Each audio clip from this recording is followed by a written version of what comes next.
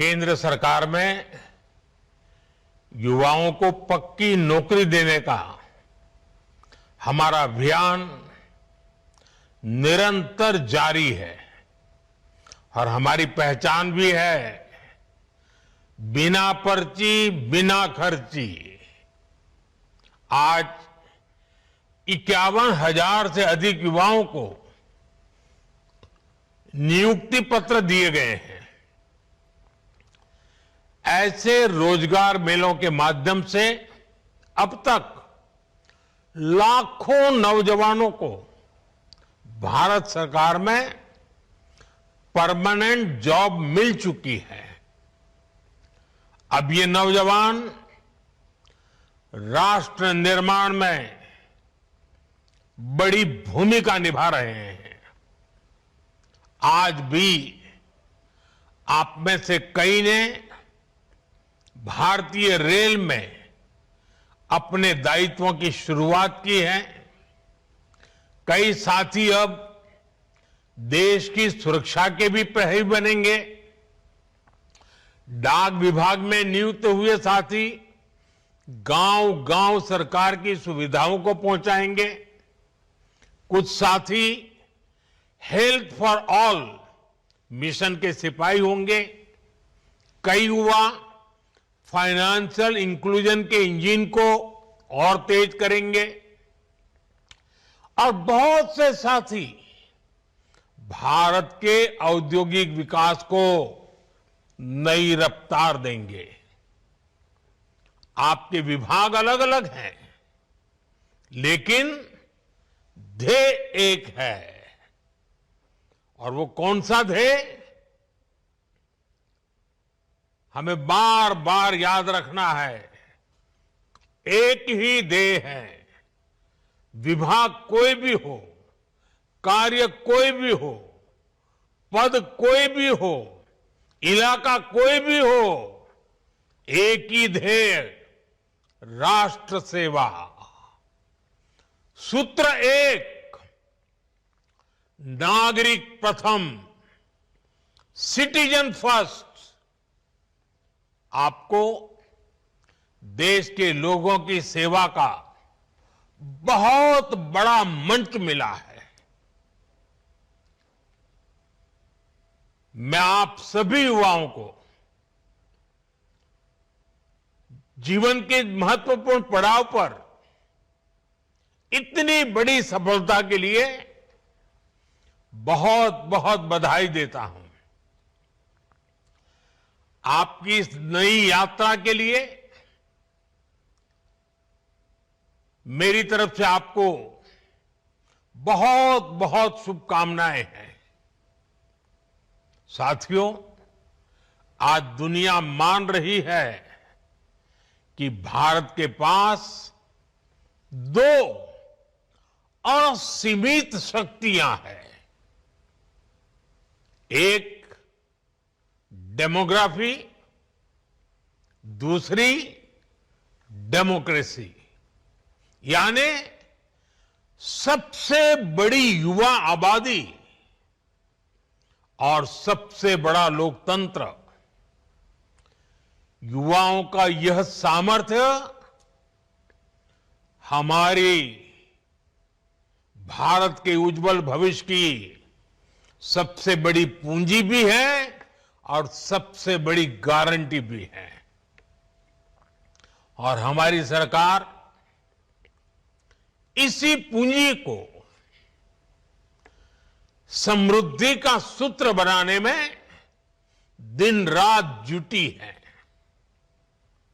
आप सबको पता है, 2 दिन पहले ही मैं 5 देशों की यात्रा कर करके लौटा हूं।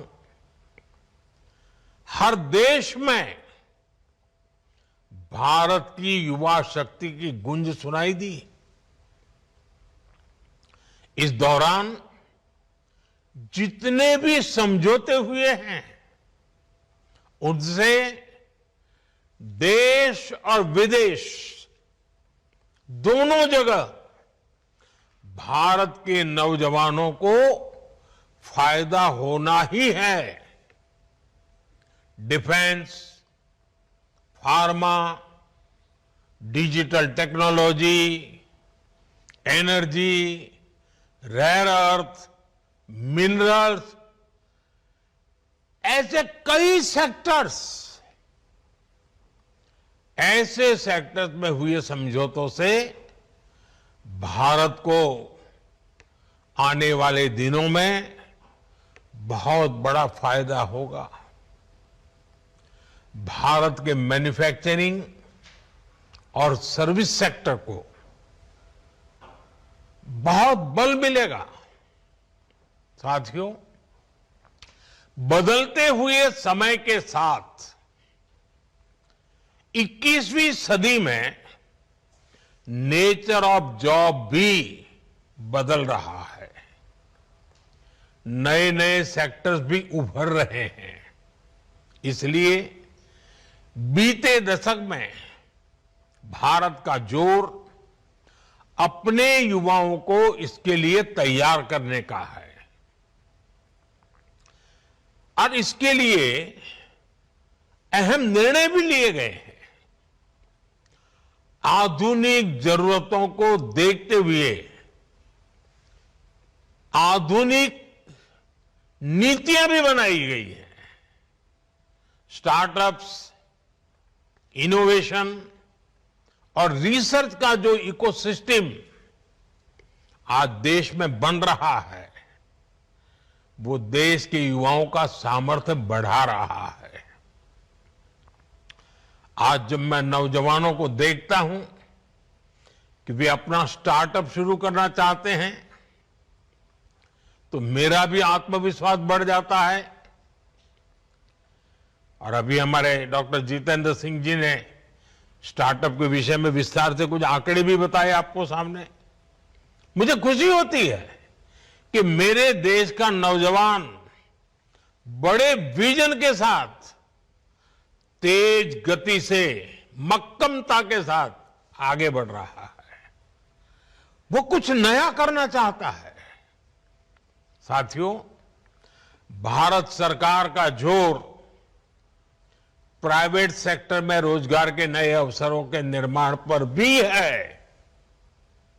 हाल ही में सरकार ने एक नई स्कीम को मंजूरी दी है, एम्प्लॉयमेंट लिंक इंसेंटिव स्कीम। इस योजना के तहत सरकार प्राइवेट सेक्टर में पहली बार रोजगार पाने वाले युवा को 15,000 रुपये देगी।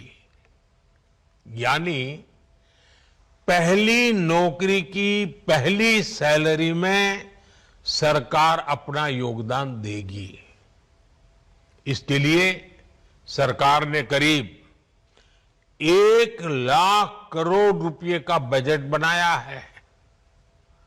इस स्कीम से लगभग 3.5 करोड़ नए रोजगार के निर्माण में मदद मिलेगी।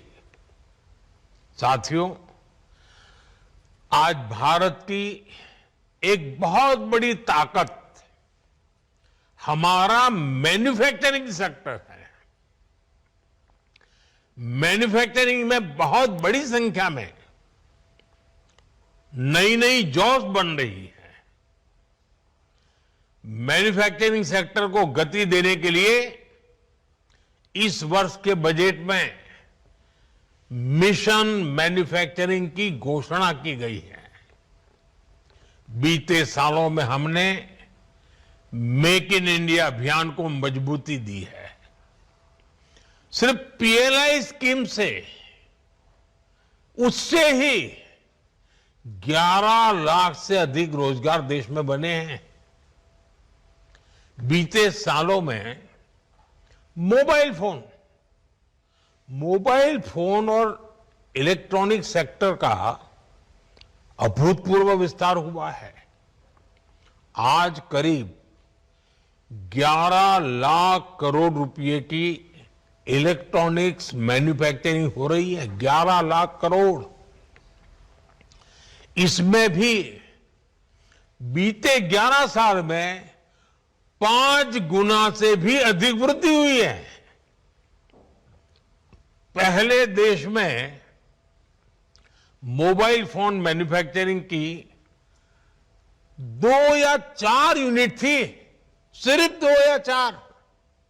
अब मोबाइल फोन मैन्युफैक्चरिंग से जुड़ी करीब करीब 300 यूनिट्स भारत में है और इसमें लाखों युवा काम कर रहे हैं। वैसा ही एक और क्षेत्र है और ऑपरेशन सिंदूर के बाद तो उसकी बहुत चर्चा भी है, बड़े गौरव से चर्चा हो रही है, और वो है डिफेंस मैन्युफैक्चरिंग। डिफेंस मैन्युफैक्चरिंग में भी भारत नए रिकॉर्ड्स बना रहा है। हमारा डिफेंस प्रोडक्शन 1.25 लाख करोड़ रुपए से ऊपर पहुंच चुका है।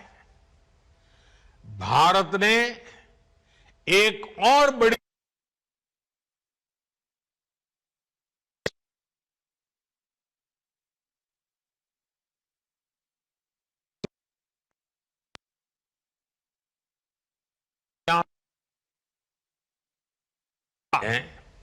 सबसे ज्यादा लोकोमोटिव बनाने वाला देश बन गया है। दुनिया में सबसे ज्यादा लोकोमोटिव हो, रेल कोच हो, मेट्रो कोच हो, आज भारत इनका बड़ी संख्या में दुनिया के कई देशों में एक्सपोर्ट कर रहा है। हमारा ऑटोमोबाइल सेक्टर भी अभूतपूर्व ग्रोथ कर रहा है। बीते 5 साल में ही इस सेक्टर में करीब $40 बिलियन का एफडीआई आया है, यानी नई कंपनियां आई हैं, नई फैक्ट्रियां लगी हैं, नए रोजगार बने हैं और साथ साथ गाड़ियों की डिमांड भी बहुत बढ़ी है। गाड़ियों की रिकॉर्ड बिक्री हुई है भारत में। अलग अलग सेक्टर्स में देश की ये प्रगति, ये मैन्युफैक्चरिंग के रिकॉर्ड तभी बनते हैं, ऐसे नहीं बनते। ये सब तब संभव होता है जब ज्यादा से ज्यादा नौजवानों को नौकरियां मिल रही हैं, नौजवानों का पसीना लगता है उसमें, उनका दिमाग काम करता है, वो मेहनत करते हैं। देश के नौजवानों ने रोजगार तो पाया है, लेकिन ये कमाल करके भी दिखाया है। अब सरकारी कर्मचारी के तौर पर आपको हर संभव प्रयास करना है कि देश में मैन्युफैक्चरिंग सेक्टर की ये गति निरंतर बढ़ती रहे। जहां भी आपको दायित्व मिले, आप एक प्रोत्साहक के रूप में काम करें, लोगों को एनकरेज करें, रुकावटें दूर करें। जितना ज्यादा आप सरलता लाएंगे, उतनी सुविधा देश में अन्य लोगों को भी बढ़ेगी। साथियों, आज हमारा देश दुनिया की, और कोई भी हिंदुस्तानी बड़े गर्व से कह सकता है, आज हमारा देश दुनिया की तीसरी बड़ी इकोनॉमी बनने की तरफ तेजी से आगे बढ़ रहा है। ये मेरे नौजवानों के पसीने की कमाल है। बीते 11 वर्षों में हर सेक्टर में देश ने प्रगति की है। हाल में इंटरनेशनल लेबर ऑर्गेनाइजेशन आईएलओ की एक बहुत बढ़िया रिपोर्ट आई है, शानदार रिपोर्ट है। इस रिपोर्ट में कहा गया है कि बीते दशक में भारत के 90 करोड़ से अधिक नागरिकों को वेलफेयर स्कीम के दायरे में लाया गया है। एक प्रकार से सोशल सिक्योरिटी के दायरा गिना जाता है। और इन स्कीम्स का फायदा सिर्फ वेलफेयर तक सीमित नहीं है। इससे बहुत बड़ी संख्या में नए रोजगार भी बने हैं। जैसे एक छोटा उदाहरण मैं देता हूं, पीएम आवास योजना।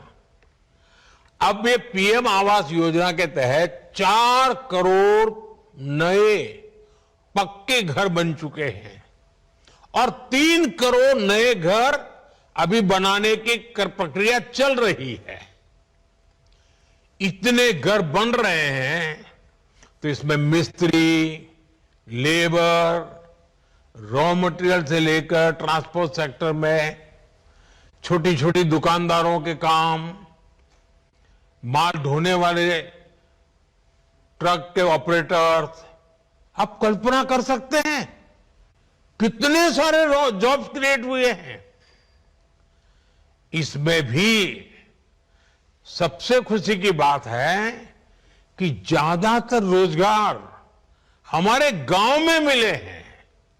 उसे गांव छोड़ करके जाना नहीं पड़ रहा है। इसी तरह 12 करोड़ नए टॉयलेट देश में बने हैं। इससे निर्माण के साथ साथ प्लम्बर्स हो, लकड़ी का काम करने वाले लोग हो, जो हमारे विश्वकर्मा समाज के लोग हैं, उनके लिए कितने सारे काम निकले हैं। यही है जो रोजगार का विस्तार भी करते हैं, प्रभाव भी पैदा करते हैं। ऐसे ही आज 10 करोड़ से अधिक नए, मैं जो बात बता रहा हूं नए लोगों के बताता हूं, नए एलपीजी कनेक्शन देश में उज्ज्वला स्कीम के तहत दिए गए हैं। अब इसके लिए बहुत बड़ी संख्या में बॉटलिंग प्लांट्स बने हैं। गैस सिलेंडर बनाने वालों को काम मिला है, उसमें भी रोजगार पैदा हुए हैं। गैस सिलेंडर की एजेंसी वालों को काम मिला है। गैस सिलेंडर घर घर पहुंचाने के लिए जो लोग चाहिए उनको नए नए रोजगार मिले हैं। आप एक एक काम लीजिए, कितने प्रकार के रोजगार के अवसर पैदा होते हैं। इन सारी जगहों पर लाखों लाखों लोगों को नए रोजगार मिले हैं। साथियों, मैं एक और योजना की भी चर्चा करना चाहता हूं। अब आपको पता है ये योजना तो यानी कहते हैं ना 5 उंगली घी में, या तो कहते हैं कि दोनों हाथ में लड्डू, ऐसी है पीएम सूर्यघर मुफ्त बिजली योजना। सरकार आपके घर की छत पर यानी रूफटॉप सोलर प्लांट लगाने के लिए एक परिवार को एवरेज करीब करीब 75,000 रुपए से भी ज्यादा दे रही है। इससे वो अपने घर के छत के ऊपर सोलर प्लांट लगाता है। एक प्रकार से उसका घर की छत बिजली का कारखाना बन जाती है, बिजली पैदा करता है और वो बिजली खुद भी उपयोग करता है। ज्यादा बिजली है तो बेचता है। इससे बिजली का बिल तो जीरो हो रहा है, उसके पैसे तो बच ही रहे हैं। इन प्लांट्स को लगाने के लिए इंजीनियर्स की जरूरत पड़ती है, टेक्नीशियन की जरूरत पड़ती है, सोलर पैनल बनाने के कारखाने लगते हैं, रॉ मटेरियल के लिए कारखाने लगते हैं, उसको ट्रांसपोर्टेशन के लिए लगते हैं, उसको रिपेयर करने के लिए भी पूरी एक नई इंडस्ट्री तैयार हो रही है। आप कल्पना कर सकते हैं एक एक स्कीम लोगों का तो भला कर रही है, लेकिन लाखों लाखों नए रोजगार इसके कारण पैदा हो रहे हैं। साथियों, नमो ड्रोन दीदी अभियान ने भी बहनों बेटियों की कमाई बढ़ाई है और ग्रामीण क्षेत्र में रोजगार के नए मौके भी बनाए हैं। इस स्कीम के तहत लाखों ग्रामीण बहनों को ड्रोन पायलट की ट्रेनिंग दी जा रही है।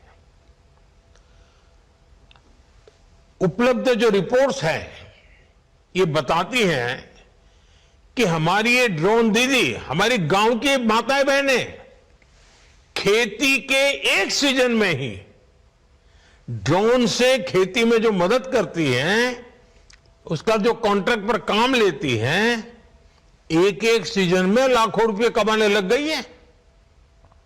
इतना ही नहीं, इससे देश में ड्रोन मैन्युफैक्चरिंग से जुड़े नए सेक्टर को बहुत बल मिल रहा है।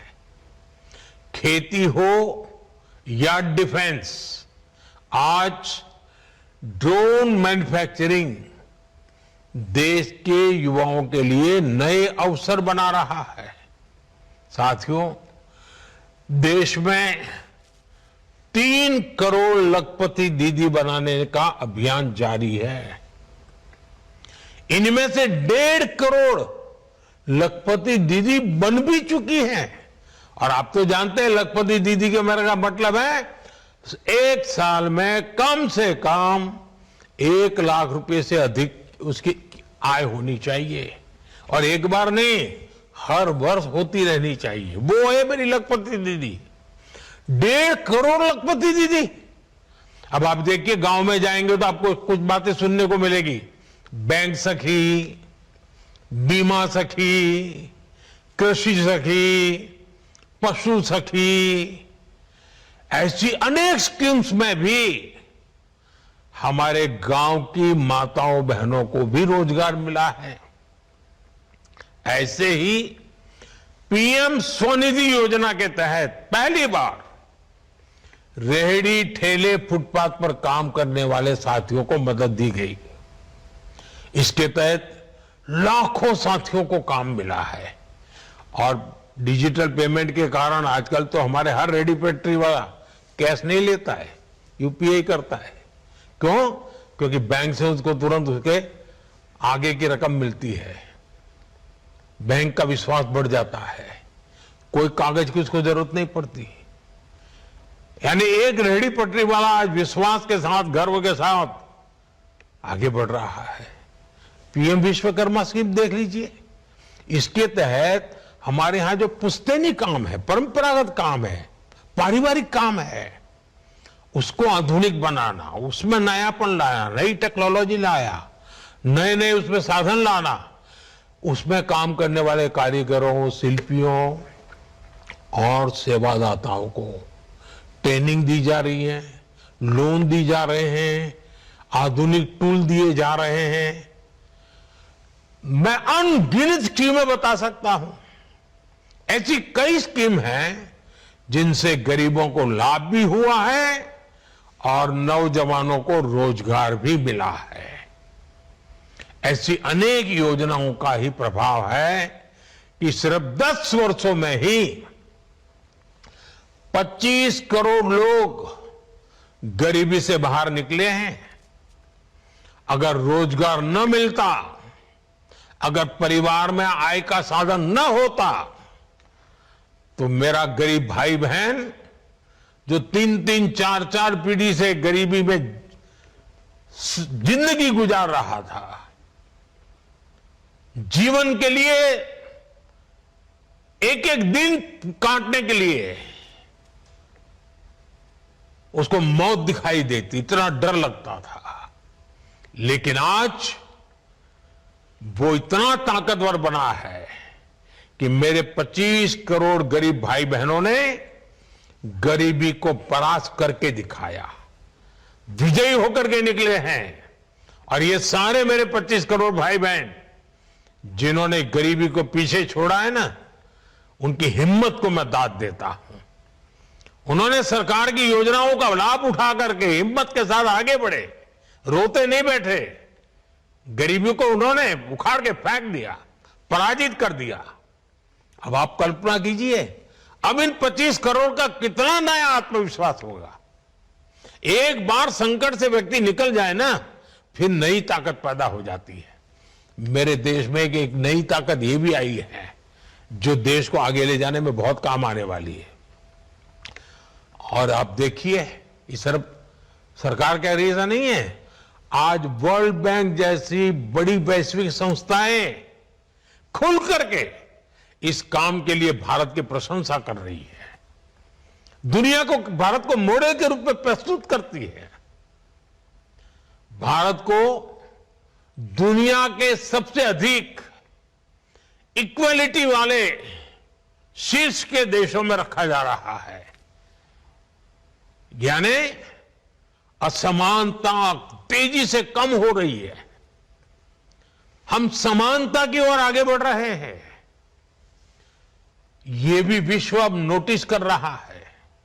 साथियों, विकास का जो ये महायज्ञ चल रहा है, गरीब कल्याण और रोजगार निर्माण का जो मिशन चल रहा है, आज से इसको आगे बढ़ाने का दायित्व आपका भी है।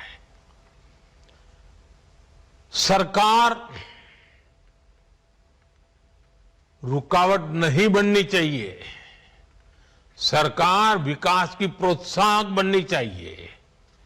हर व्यक्ति को आगे बढ़ने का अवसर है, हाथ पकड़ने का काम हमारा है। और आप तो नौजवान हैं दोस्तों, आप पर मेरा बहुत भरोसा है। आपसे मेरी अपेक्षा है कि आप जहां भी दायित्व मिले, आप इस देश के नागरिक, मेरे लिए सबसे पहले उसकी मदद, उसकी मुसीबतों से मुक्ति, देखते ही देखते देश आगे बढ़ेगा। आपको भारत के अमृत काल का सहभागी बनना है। आने वाले 20-25 साल आपकी कैरियर के तो महत्वपूर्ण है, लेकिन आप ऐसे कालखंड में हैं जब देश के लिए भी 25 वर्ष बहुत महत्वपूर्ण है। ये विकसित भारत के निर्माण के लिए अहम 25 वर्ष है। इसलिए आपको अपने काम, अपने दायित्व, अपने लक्ष्यों को विकसित भारत के संकल्प के साथ आत्मसात करना है। नागरिक देवो भव, ये मंत्र तो हमारी रगों में दौड़ना चाहिए, दिल दिमाग में रहना चाहिए, हमारे व्यवहार में नजर आना चाहिए। और मुझे पक्का विश्वास है दोस्तों, ये युवा शक्ति है, पिछले 10 साल में देश को आगे बढ़ाने में मेरे साथ खड़ी है। मेरे एक एक शब्द को देश की भलाई के लिए उन्होंने जो भी कर सकते हैं किया है, जहां है वहां से किया है। आपको मौका मिला है, आपसे अपेक्षाएं ज्यादा है, आपकी जिम्मेवारी ज्यादा है, आप करके दिखाएंगे, मेरा विश्वास है। मैं एक बार फिर आपको बहुत बहुत बधाई देता हूं। आपके परिवारजनों को भी मैं बहुत बहुत शुभकामनाएं देता हूं, और आपका परिवार भी उज्जवल भविष्य का अधिकारी है। आप भी जीवन में बहुत प्रगति करें। आई गॉट प्लेटफॉर्म पर जाकर के लगातार अपने आप को अपग्रेड करते ही रहे। एक बार जगह मिल गई, चुप बैठिए मत, बहुत बड़े सपने देखिए, बहुत आगे जाने के लिए सोचिए। काम कर करके, नया नया सीख करके, नया नया परिणाम ला करके प्रगति भी कीजिए। आपकी प्रगति में देश का गौरव है, आपकी प्रगति में मेरा संतोष है। और इसलिए मैं आज, जब आप एक नए जीवन की शुरुआत कर रहे हैं, आपसे बात करने के लिए आया हूं, शुभकामनाएं देने के लिए आया हूं, और बहुत सारे सपनों को पूरा करने के लिए अब आप मेरे एक साथी बन रहे हैं। मेरे एक निकट साथी के रूप में मैं आपका स्वागत करता हूं। आप सबको बहुत बहुत धन्यवाद, बहुत बहुत शुभकामनाएं।